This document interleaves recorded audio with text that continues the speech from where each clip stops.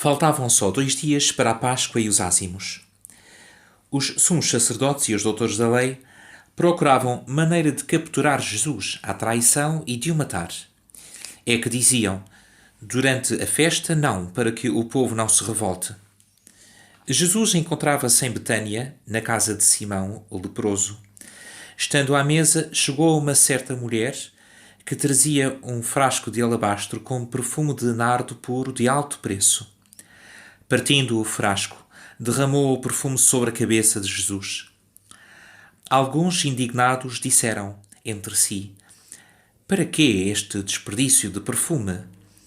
Podia vender-se por mais de 300 denários e dar-se o dinheiro aos pobres. E censuravam-na. Mas Jesus disse: deixai-a, porque estáis a atormentá-la. Praticam em mim uma boa ação. Sempre tereis pobres entre vós, e podereis fazer-lhes bem quando quiserdes, mas a mim nem sempre me tereis. Ela fez o que estava ao seu alcance. Ungiu antecipadamente o meu corpo para a sepultura. Em verdade vos digo, em qualquer parte do mundo onde for proclamado o Evangelho, há de contar-se também em sua memória o que ela fez. Então Judas Iscariotes, um dos 12, foi ter com os sumos sacerdotes para lhes entregar Jesus. Eles ouviram-no com satisfação e prometeram dar-lhe dinheiro.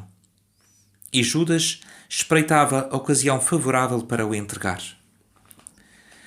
No primeiro dia dos ázimos, quando simulava a Páscoa, os discípulos perguntaram-lhe: onde queres que façamos os preparativos para comeres a Páscoa?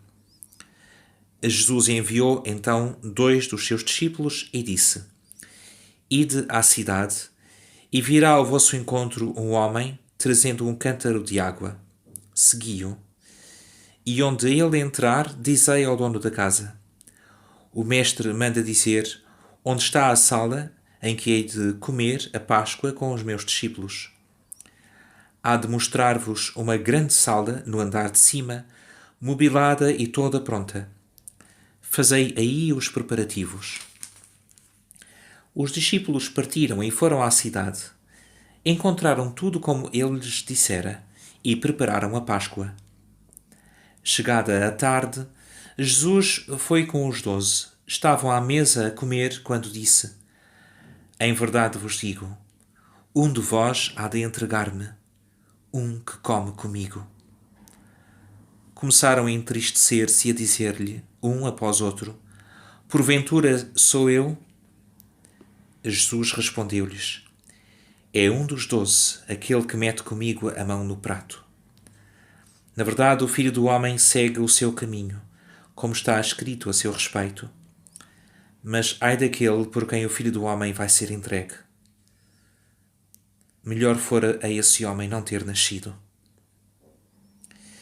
Enquanto comiam, tomou um pão e, depois de pronunciar a bênção, partiu-o e entregou-o aos discípulos, dizendo: tomai, isto é o meu corpo. Depois tomou o cálice, deu graças e entregou-lhe. Todos beberam dele. E ele disse-lhes: isto é o meu sangue da aliança que vai ser derramado por todos. Em verdade vos digo, não voltarei a beber do fruto da videira até ao dia em que o beba, novo no reino de Deus. Após o canto dos salmos, saíram para o Monte das Oliveiras. Jesus disse-lhes: todos ides abandonar-me, pois está escrito: ferirei o pastor e as ovelhas hão de dispersar-se. Mas depois de eu ressuscitar, hei de preceder-vos a caminho da Galileia. Pedro disse: mesmo que todos venham a abandonar-te, eu não. E Jesus disse: em verdade te digo que hoje, esta noite, antes de o galo cantar 2 vezes, tu me terás negado 3 vezes. Mas ele insistia com mais ardor: mesmo que tenha de morrer contigo, não te negarei. E todos afirmaram o mesmo. Chegaram a uma propriedade chamada Getsemane, e Jesus disse aos discípulos: ficai aqui enquanto eu vou orar. Tomando consigo Pedro, Tiago e João, começou a sentir pavor e a angustiar-se. E disse-lhes: A minha alma está numa tristeza mortal. Ficai aqui e vigiai.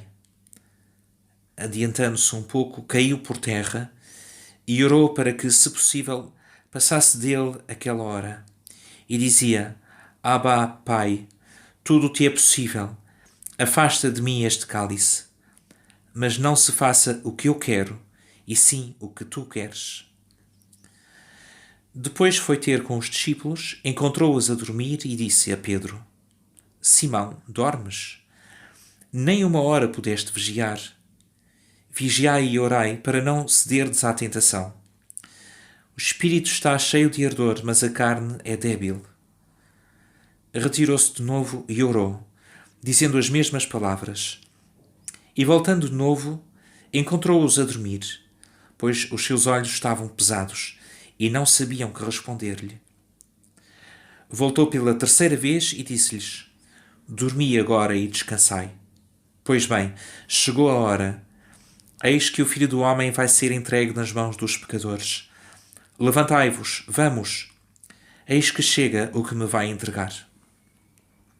E logo ainda ele estava a falar, chegou Judas, um dos 12, e com ele muito povo com espadas e varapaus da parte dos sumos sacerdotes, dos doutores da lei e dos anciãos. Ora, o que ia entregar tinha-lhes dado este sinal: aquele que eu beijar é esse mesmo. Prendei-o e levai-o bem guardado. Mal chegou, aproximou-se de Jesus, dizendo: Mestre, e beijou-o. Os outros deitaram-lhe as mãos e prenderam-no. Então, um dos que estavam presentes, puxando da espada, feriu o criado do sumo sacerdote e cortou-lhe uma orelha. E tomando a palavra, Jesus disse-lhes: Como se eu fosse um salteador, viestes com espadas e varapaus para me prender. Estava todos os dias junto de vós, no templo, a ensinar, e não me prendestes. Mas é para se cumprirem as Escrituras. Então os discípulos, deixando-o, fugiram todos. Um certo jovem, que o seguia envolto apenas num lençol, foi preso, mas ele, deixando o lençol, fugiu nu.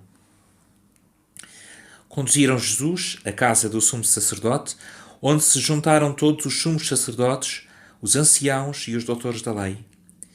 E Pedro tinha-o seguido de longe até dentro do palácio do sumo sacerdote, onde se sentou com os guardas a aquecer-se ao lume. Ora, os sumos sacerdotes e todos o sinédrio procuravam um testemunho contra Jesus, a fim de lhe dar a morte, mas não o encontravam. De facto, muitos testemunharam falsamente contra ele, mas os testemunhos não eram coincidentes. E alguns ergueram-se e proferiram contra ele este falso testemunho. Ouvimo-lo dizer: Demolirei este templo construído pela mão dos homens, e em 3 dias edificarei outro, que não será feito pela mão dos homens. Mas nem assim o depoimento deles concordava. Então o sumo sacerdote ergueu-se no meio da assembleia e interrogou Jesus: Não respondes nada do que estes testemunham contra ti?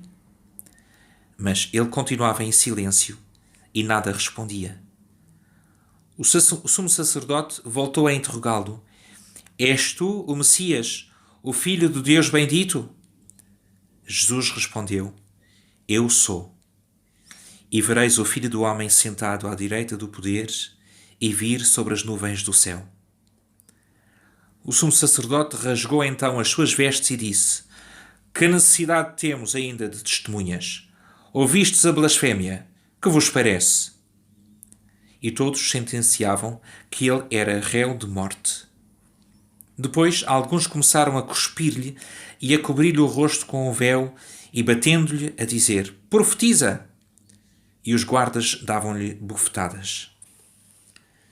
Estando Pedro embaixo, no pátio, chegou uma das criadas do sumo sacerdote e, vendo Pedro a aquecer-se, fixou nele o olhar e disse-lhe: Tu também estavas com Jesus, o Nazareno.